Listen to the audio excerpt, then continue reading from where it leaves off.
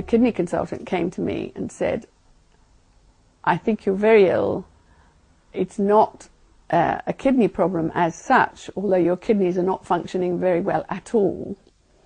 But I'm going to hand you over to the hematology team because I think you've got multiple myeloma. He said this to me in the knowledge that I'd lost my husband only a few months before. He said it to me alone in a hospital bed, and I was absolutely furious with him. I said, you know what happened to my husband? He said, yes. I said, you can't be telling me this. What I meant was, he shouldn't have told me when I was by myself, behind curtains in a ward in the hospital with nobody to talk to. And I was desperately upset. Do you think that information should be given? Well, I think it should be given in the way that my present consultant has given me other news.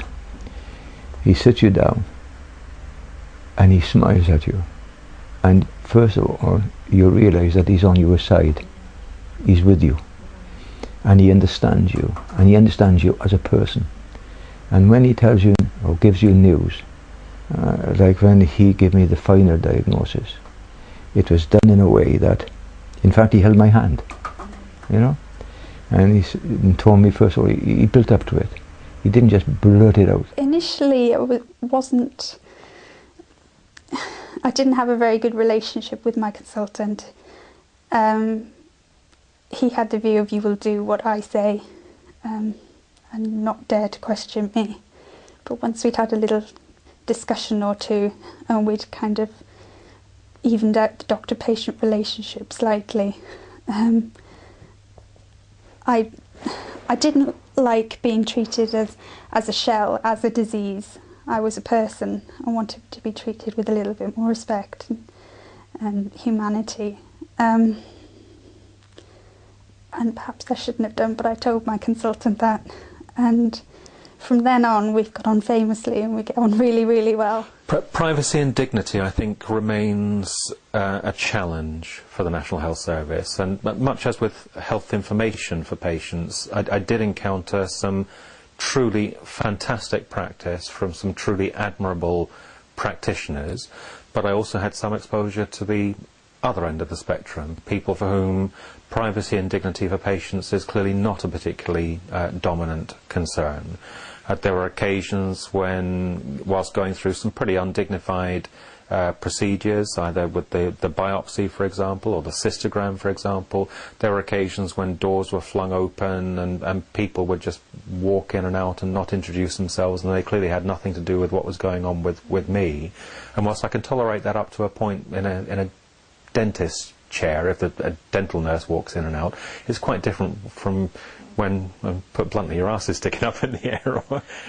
Whilst waiting in a crowded corridor full of other patients and their relatives, a clinician whom I'd not encountered at any stage during the procedure itself, and who had her coat on ready to leave, stuck her head into the crowded corridor to shout in my general direction that I should expect to see blood in my semen for a period of time after this biopsy.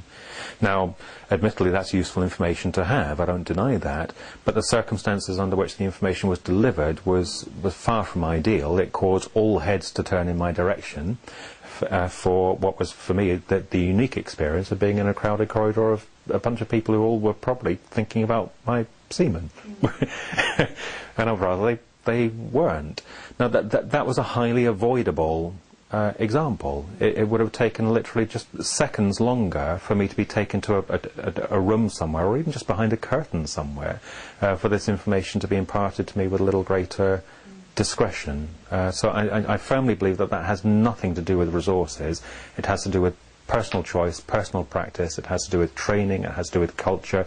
Perhaps it has also to do with managerial performance management practice, because these things go on because we work in a system that allows them to go on.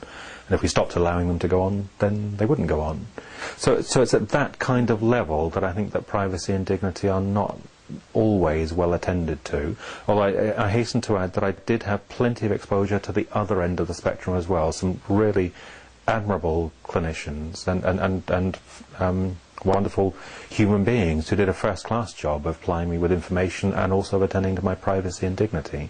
They deserve the credit, but I'm just making a particular point about what I hope would be the minority of people at the other end of the spectrum, but it's a minority that can make a fundamental difference to the patient's experience of the process of care.